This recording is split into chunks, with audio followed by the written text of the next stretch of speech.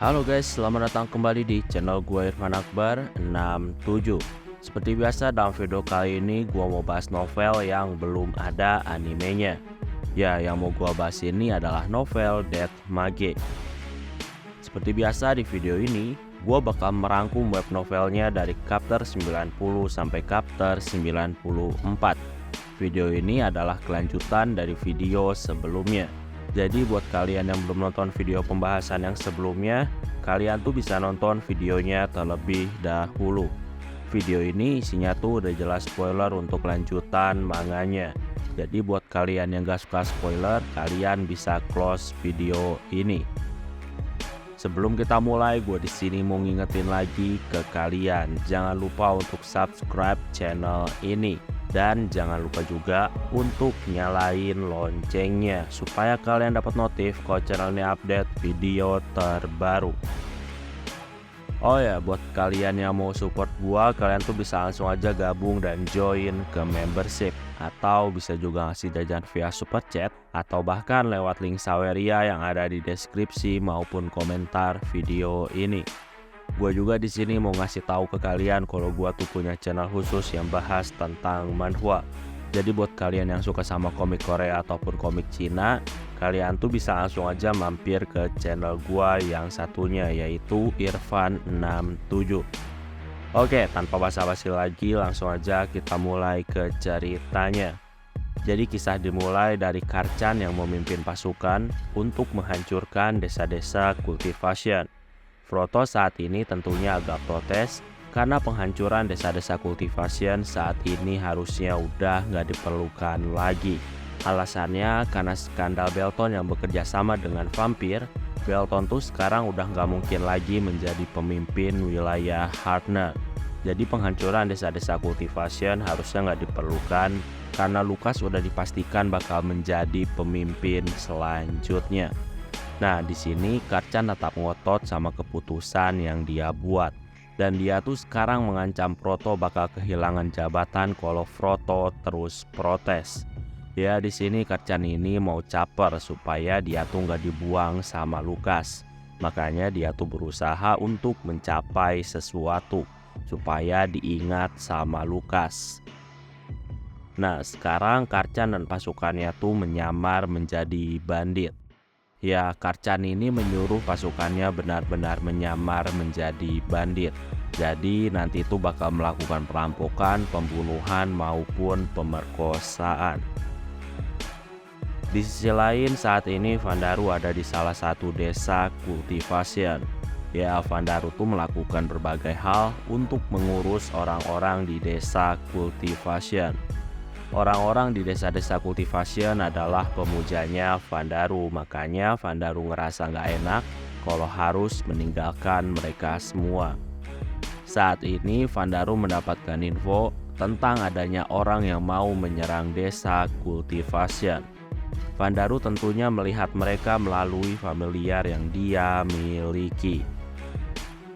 Dilihat dari tampilannya, semua orang tuh menunggangi kuda.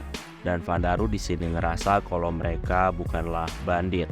Bisa dibilang kuda tuh terlalu mahal untuk bandit, apalagi semuanya pakai kuda. Nah, Vandaru di sini nyimpulin kemungkinan mereka tuh adalah tentara bayaran. Vandaru di sini ngerasa harus jauh lebih serius lagi karena kalau dia menahan diri, bakal ada orang di desa yang mati karena serangan para bandit. Ya, Vandaru di sini pun akhirnya membangunkan kelompok Kasim dan dia tuh ngasih info tentang desa yang bakal diserang sama bandit.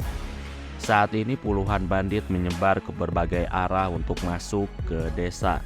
Mereka tuh di sini udah siap untuk melakukan penyerangan. Vandaru juga di sini tuh menyuruh golem-golemnya untuk bersiap. Vandaru juga sekarang tuh pakai skill scream untuk berteriak ngasih peringatan ke warga untuk selalu menutup pintu agar para bandit kesulitan menyerang. Singkat cerita, saat ini Vandaru ada di hadapan Karchan dan beberapa pasukannya. Dan Vandaru di sini tuh nembakin 8 tombak api hitam. Karchan di sini terkena salah satu serangan tombak itu dan menusuk ke dadanya. Karcan dan beberapa pasukannya terjatuh dari kuda. Nah, ketika melihat Vandaru, Karcan di sini tuh nggak percaya kalau Vandaru ternyata bisa menggunakan sebuah sihir. Jadi berdasarkan info, Karcan taunya kalau Vandaru hanya bisa melakukan penyembuhan dan teknik bertarung tanpa senjata. Tapi sekarang Vandaru terlihat bisa menggunakan sebuah sihir. Makanya Karcan terkejut. Singkat cerita, Karcan pun mati seketika karena serangannya Vandaru.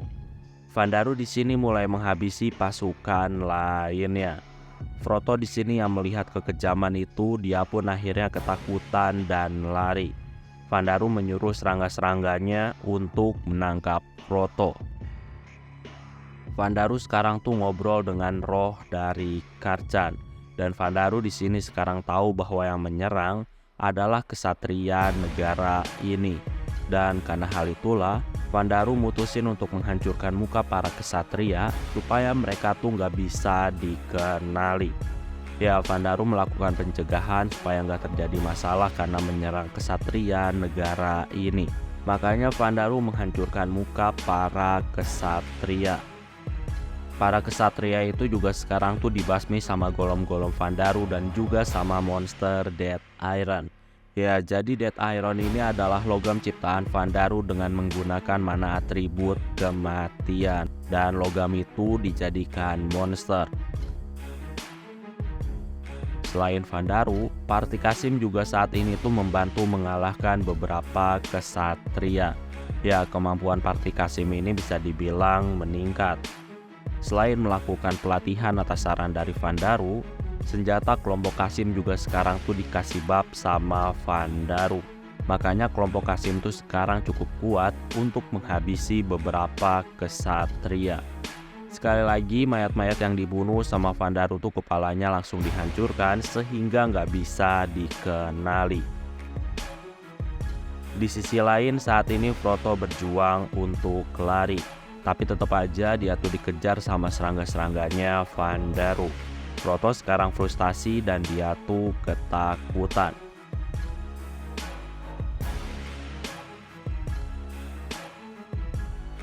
Vandaru sekarang mendatangi Frodo.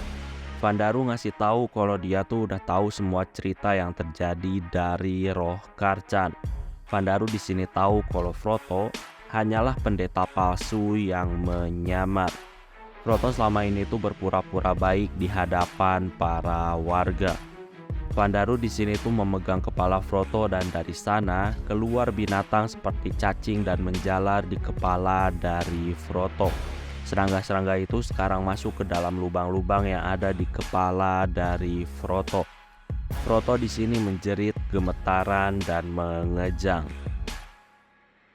Sebelum Frodo mati, Vandaru ngasih tahu kalau dia tuh sangat marah atas pengkhianatan yang telah dilakuin sama Frodo. Tadinya Vandaru mengira kalau Frodo adalah pendeta Dewa Alda yang baik, tapi ternyata sangat busuk. Vandaru di sini tuh mau membuat kematian Frodo menyakitkan. Singkatnya, para warga desa semakin memuja Vandaru karena lagi-lagi menyelamatkan mereka. Warga desa juga di sini tuh nggak keberatan kalau mayat-mayat musuh dibakar habis. Jadi warga desa tuh udah dikasih penjelasan tujuannya supaya nggak jadi undead. Di sisi lain, Lukas sekarang tuh mendapatkan info tentang hilangnya pasukan Karcan. Setelah dapat info-info itu, Lukas di sini curiga kalau Karcan menyamar jadi bandit dan Karcan tuh dikalahkan sama orang-orang di desa Cultivation. Lukas di sini nggak ngerti kenapa orang-orang di desa Cultivation bisa mengalahkan pasukan setingkat pasukannya Karcan. Nah, selain itu, Lukas juga di sini tuh nggak ngerti kenapa Karcan tuh bertindak sendiri tanpa perintah darinya. Padahal Lukas tuh udah menyuruh para bawahannya untuk gak perlu lagi menjalankan rencana-rencana konspirasi. Alasannya karena sekarang tuh kedudukan Belton udah jatuh akibat skandal. Jadi Lukas tuh udah gak perlu lagi melakukan konspirasi. Lukas tuh di sini masih nggak ngerti tentang motivasi Karcan yang bertindak sendirian tanpa perintah darinya. Oh ya, Lukas tuh nggak tahu tentang Vandaru. Alasannya karena Karchan tuh nggak ngasih laporan tentang Vandaru. Jadi Lukas tuh sekarang tuh menganggap ada sesuatu yang kuat di desa Cultivation. Sampai-sampai bisa membunuh pasukan dari Karchan. Lukas di sini menyuruh bawahannya yang bernama Pablo untuk mengatasi desa-desa Cultivation. Oh ya, karena peristiwa di desa Cultivation, level Vandaru sekarang tuh menjadi level 100. Dan Vandaru sekarang tuh mengganti jobnya lagi menjadi Treecaster. Jadi saat ini Vandaru ahli dalam mengendalikan tanaman. Saat ini Pablo dan pasukannya udah sampai di desa Cultivation yang ke-7. Kedatangan Pablo beserta pasukannya yang banyak, hal itu tentunya membuat kepala desa gemetaran. Pablo di sini tuh meminta pajak 100.000 baum. Itu bisa dibilang adalah pajak yang besar, yang bahkan beberapa bangsawan aja nggak bakal sanggup membayar 100.000 baum. Nah, kepala desa di sini tentunya dia protes. Selain itu, kepala desa juga ngasih tahu bahwa desa-desa Cultivation harusnya tuh dibebaskan dari pajak selama 5 tahun. Pablo di sini ngasih tahu kalau itu adalah aturan dari Belton. Sekarang aturan itu nggak berlaku karena Belton tuh udah nggak punya wewenang lagi. Para warga desa di sini tentunya mereka protes. Tapi di sini Pablo malah bertindak sewenang-wenang dan dia tuh menuduh warga telah melakukan kejahatan. Ya intinya di sini tuh Pablo mau melihat tindakan dari warga dengan tujuan untuk mengungkapkan kekuatan militer di desa Cultivation. Ya tapi ternyata sekarang yang Pablo lihat tuh hanyalah kepasrahan dari warga. Ya hal itu bisa dibilang gak sesuai dari ekspektasi dari Pablo. Pablo pun di sini berpikir untuk terus menekan dengan cara melakukan pembunuhan. Pablo mau tahu kekuatan militer di desa Cultivation. Nah, ketika lagi mikir gitu, sekarang tuh terlihat seorang anak laki-laki maju di hadapan Pablo. Ya, anak itu adalah Vandaru. Selain Vandaru, ada juga Sebas yang merupakan anak kepala desa Cultivation yang pertama. Oh ya, jadi warga desa Cultivation yang pertama, mereka tuh dijadiin budak di tambang. Dan sekarang mereka semua tuh dipindahkan ke Taloshem. Nah, sekarang Sebas tuh ngomong ke orang-orang bahwa proyek di desa-desa Cultivation tuh hanyalah proyek kebohongan. Ya intinya semuanya cuma dimanfaatin sama keluarga Hartner. Desa Cultivation yang seharusnya menjadi desa budidaya ternyata malah dijadiin para budak. Jadi bisa dibilang mereka tuh cuma dimanfaatin sama penguasa.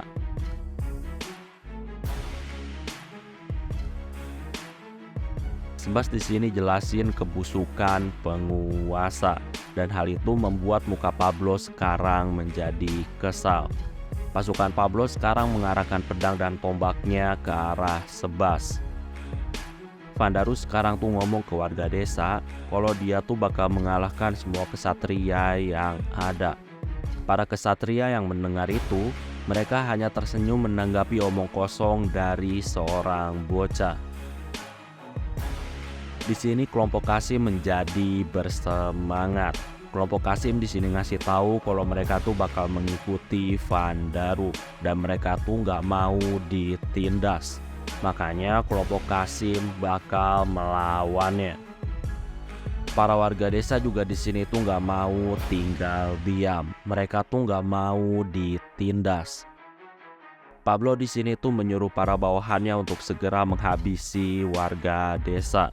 Dan Pablo juga merintahin untuk menangkap beberapa orang.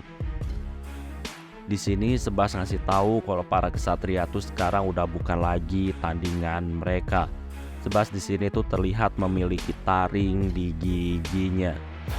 Ya, Sebas ini menerima berkah dari Eleanora dan sekarang dia tuh menjadi bawahan vampir Eleanora. Para kesatria di sini tentunya terkejut karena ternyata Sebas udah berubah jadi vampir. Dan ya, mereka tuh lebih terkejut lagi karena sekarang tuh waktunya adalah siang hari. Tapi ternyata Sebas yang seorang vampir tuh bisa tahan dari sinar matahari. Di sini Sebas dan para mantan warga desa Kultivation yang pertama, mereka tuh sekarang mulai menghabisi para kesatria satu demi satu. Bawahan Vandaru kayak Braga juga sekarang tuh mulai bergerak dan mulai menebas kepala kesatria. Para gos api milik Vandaru juga sekarang tuh bergerak dan mulai membakar para kesatria. Nah, di sini para warga di desa Kultivation, karena mereka sekarang mau mengikuti Vandaru dan Vandaru juga menerima mereka, sekarang para warga di desa Kultivation tuh mendapatkan berkah Vandaru. Dan tentunya para warga desa tuh sekarang menjadi semakin kuat. Ya, walaupun para warga desa nggak sekuat para kesatria, tapi seenggaknya kekuatan para warga tuh udah kayak prajurit biasa. Dan itu tentunya bakal sangat membantu para warga. Di sisi lain, saat ini Pablo hanya tercengang melihat pasukannya dibantai. Pablo tuh membawa ratusan pasukan dan seharusnya mereka tuh bisa memukul para warga. Tapi ternyata kenyataannya sekarang pasukannya dibantai. Para kesatria juga di sini tuh terlihat kebingungan karena mereka tuh harus menghadapi segala jenis monster. Jadi ada golem, serangga, vampir, goblin, dan lain-lain. Singkat cerita beberapa orang ditangkap termasuk Pablo. Nah, di sini Vandaru menggunakan skill mental miliknya dan dia menyuruh Pablo untuk mengaku dan ceritain semua kebusukan dari petinggi wilayah Hartner terhadap desa-desa Kultivation. Pablo di sini mulai bercerita. Nah, para warga di desa-desa Kultivation yang mendengar cerita Pablo, mereka tuh saat ini sakit hati. Ternyata selama ini mereka tuh hanya dimanfaatkan sama pemerintahan wilayah Hartner. Vandaru di sini nawarin supaya warga-warga di desa-desa Kultivation tuh pindah ke negaranya. Sebas juga di sini tuh mengajak orang-orang untuk pindah. Nah, di sini para warga yang udah dikhianati, mereka tuh sekarang melihat harapan yang baru. Ya, 1000 warga di desa-desa Kultivation sekarang tuh mereka bakal pindah ke Taloshem. Di sini, Pablo yang mentalnya udah hancur, dia tuh sekarang masih nggak ngerti kenapa Vandaru mau membantu desa-desa Kultivation. Padahal apa yang dilakuin Vandaru tuh bisa dibilang nggak ada untungnya. Bagi Pablo, Vandaru tuh bisa aja mengabaikan desa-desa Kultivation. Vandaru tuh nggak perlu repot-repot menyelamatkan mereka semua. Ya, nyelamatin desa-desa Kultivation tuh memang sangat beresiko. Apalagi Vandaru udah banyak membantai kesatria. Dan itu bisa aja menjadi masalah serius kalau diketahui sama negara. Makanya Pablo tuh di sini nggak ngerti kenapa Vandaru mau mengambil resiko tersebut. Vandaru di sini cuma bilang kalau dia tuh melakukan itu semua demi kesenangan hatinya.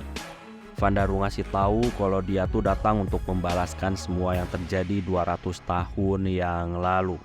200 tahun yang lalu pemerintahan wilayah Hartner telah berkhianat dan menjadikan para Titan sebagai budak. Karena hal itulah Vandaru nggak bisa mengabaikan pemerintahan Hartner. Dan karena hal itu jugalah Vandaru tuh menyelamatkan desa-desa Kultivation agar tidak mengalami perbudakan dan penindasan seperti yang dilakukan 200 tahun yang lalu. Pablo saat ini terdiam.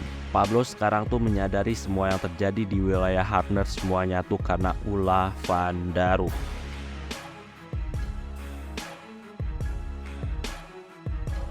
Pablo saat ini tuh menganggap kalau Vandaru adalah iblis yang sangat kejam. Vandaru di sini menyuruh Pablo untuk ngasih laporan kepada Lukas. Ya, tentunya laporan itu semuanya baik-baik aja. Setelah itu Vandaru di sini ngasih tahu kalau dia tuh sekarang bakal menjadikan Pablo sebagai kelinci percobaan yang bakal digunakan sama muridnya. Kesadaran Pablo saat ini tiba-tiba menjadi gelap. Di sisi lain saat ini Lukas mendapatkan laporan tentang Pablo. Lukas di sini tuh nggak percaya kalau Pablo baik-baik aja. Jadi sekarang tuh Lukas melakukan penyelidikan. Dan setelah penyelidikan, Lukas tahu bahwa desa-desa Kultivation telah ditinggalkan sama warganya. ada juga jejak bahwa warga tuh pindah ke selatan. Nah, Lukas di sini berdeduksi kalau mereka semua tuh pindah ke Talosem. Ya, Lukas tahu bahwa leluhurnya tuh 200 tahun yang lalu telah melakukan tindakan bodoh yang mengkhianati Talosem. Makanya sekarang tuh Lukas berdeduksi kalau semua yang terjadi sekarang tuh adalah balas dendam dari seseorang yang terhubung dengan Talosem. Lukas di sini tuh mengutuk kebodohan dari para leluhurnya. Lukas pun sekarang memanipulasi berita tentang kematian Pablo dan menghilangnya warga-warga di desa Cultivation. Ya, Lukas tuh mau menyembunyikan semua insiden tersebut. Lukas juga sekarang tuh memperkuat pertahanan kota untuk jaga-jaga. Di sisi lain, setelah semua yang terjadi, Vandaru sekarang mendapatkan titel baru. Ya, Vandaru mendapatkan titel monster. Sekarang Vandaru menyambut kedatangan warga-warga baru dengan makanan-makanan yang lezat. Setelah beberapa waktu berlalu, saat ini Vandaru menuju ke tempat persembunyian seorang vampir bernama Belmont. Nah, dalam perjalanan itu Vandaru tuh berhadapan dengan monster yang disebut Gillman. Ya, pada akhirnya Vandaru berhasil mengatasinya dan mengubah Gillman menjadi zombie miliknya. Singkat cerita, zombie Gillman sekarang tuh memandu Vandaru ke tempat Belmont. Belmont ini adalah salah satu bawahan kuat yang dimiliki sama Ternesia. Ketika melihat Vandaru, Belmont di sini tersenyum. Dia tuh senang karena Vandaru saat ini datang. Belmont ngasih tahu kalau dia tuh mau membunuh Vandaru. Belmont di sini langsung menghancurkan zombie milik Vandaru. Ya, di sini Belmont tuh nunjukin kekuatannya di depan Vandaru. Belmont di sini tuh pamer dan dia tuh yakin kalau Vandaru pasti nggak tahu jenis kekuatan yang dia pakai ketika menghancurkan zombinya.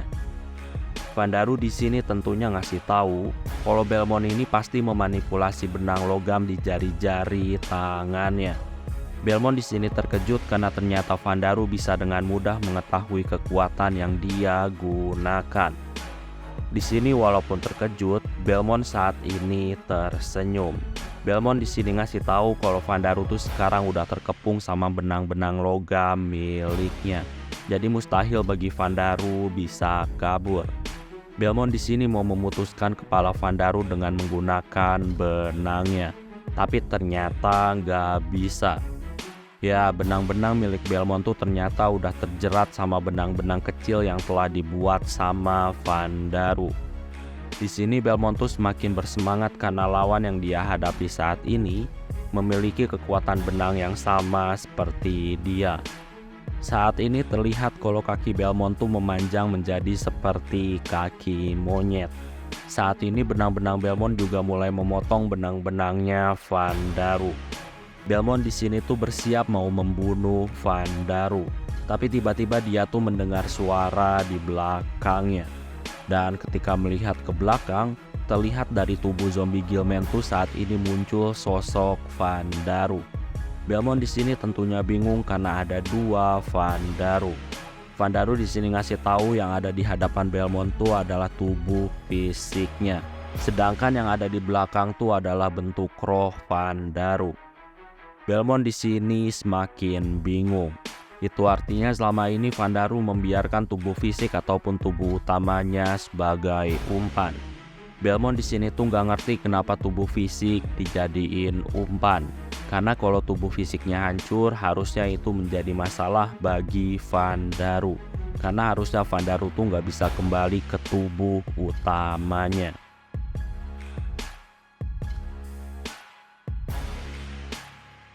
Vandaru di sini ngasih tahu, walaupun tubuh utamanya terpotong-potong, dia tuh masih bisa mengembalikan bentuk tubuh utama hanya dalam hitungan menit. Jadi itu nggak masalah buat Vandaru.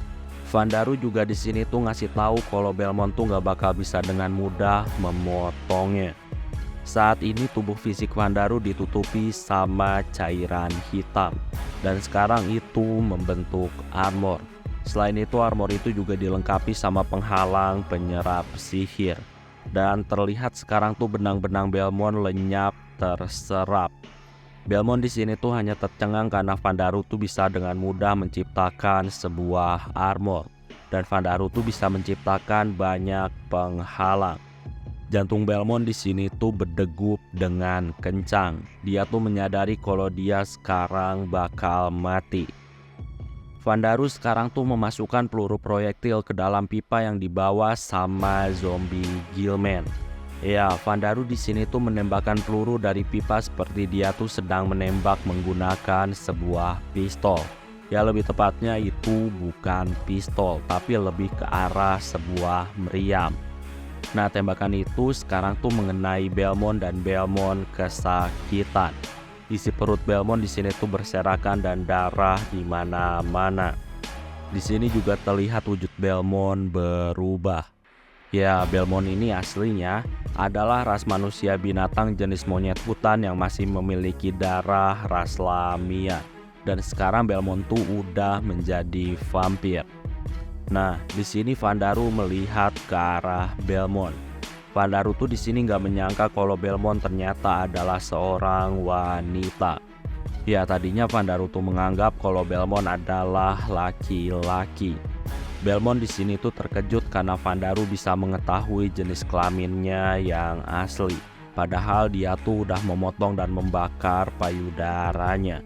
Jadi harusnya dia terlihat seperti laki-laki. Vandaru di sini ngasih tahu alasan dia bisa tahu kalau Belmont adalah wanita. Itu semua karena Vandaru melihat organ-organ Belmont yang terbuka. Karena hal itulah Vandaru bisa mengetahui kalau Belmont adalah seorang wanita. Di sini Belmont tuh udah pasrah untuk dibunuh. Tapi Vandaru ngasih tahu kalau dia tuh nggak mau bunuh Belmont. Alasannya karena dia tuh nggak punya dendam kepada Belmont. Selain itu di sini Vandaru juga mau kalau Belmont tuh mengajari dia cara menggunakan benang yang baik. Vandaru di sini tuh mengajak Belmont untuk ikut dengannya, dan Vandaru juga mengajak Belmont untuk gabung ke dalam negaranya. Vandaru juga ngasih tahu walaupun Belmont nantinya tuh menolak ajakannya, Vandaru bakal membunuh Belmont dan menjadikan roh Belmont sebagai sekutunya. Jadi ya apapun keputusan Belmont, pada akhirnya Belmont bakal menjadi bawahannya Vandaru. Ya, tapi di sini Vandaru ngasih tahu kalau dia tuh lebih menyukai Belmont yang masih hidup dengan ingatan dan kebebasan yang utuh. Makanya Vandaru tuh mengajak Belmont tanpa harus membunuhnya. Belmont di sini mengerti, tapi dia tuh mengajukan dua syarat. Syarat yang pertama, Vandaru tuh harus bisa mengalahkan tuannya saat ini, yaitu Ternesia. Dan syarat yang kedua, Belmont mau kalau Vandaru tuh mengembalikan tubuhnya yang hancur ke bentuk semula. Vandaru di sini mengerti. Gimana pun juga cepat atau lambat Vandaru tuh pasti bakal berhadapan dengan Ternesia. Di sisi lain saat ini terlihat ada seorang vampir bernama Daroak. Daroak saat ini tuh berteriak kesakitan ketika ditusuk sama tinju seorang wanita bernama Jennifer. Ya, Jennifer ini adalah salah satu party dari Hans. Ternesia sekarang tuh nggak menyangka kalau party Hans tuh udah membunuh vampir-vampir bawahannya. Ternesia sekarang tuh dipenuhi amarah sama aura membunuh. Dalam hatinya, Ternesia tuh di sini kesal karena Birkin sama Gubamon gak datang untuk bantu dia dalam menghadapi party Hans. Ternesia di sini kesal karena saat ini dia tuh harus menggunakan kartu truth miliknya. Di sini terjadi pertarungan yang sengit. Ternesia tuh dikeroyok sama bermacam-macam serangan dari party Hans. Ternesia di sini marah karena dia tuh didesak sama para bocah. Ternesia di sini tuh ngeluarin kekuatan tanduk Raja Iblis. Ya, saat ini party Hans tuh tertusuk sama tanduk yang tiba-tiba muncul dari sekujur tubuhnya Ternesia. Ternesia di sini tertawa dan dia tuh bersiap untuk menghabisi para bocah.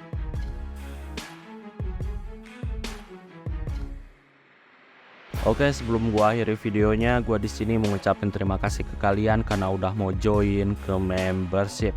Jadi terima kasih untuk Rashid Firdaus, Suherman Anwar, Lowlike 9, Ariel Teye, Rev, Fernando Chandra, Michiro Konetal, Azhar Januri, Tsukasa, Nael, Bukan Orang Terkenal, Aurel, Ragil Belhaki, Sasuga Kuwasama, HS, Mio-chan, Nopal, Syahrin Senju, Dino Bagus, Tinotsu, dan Penster.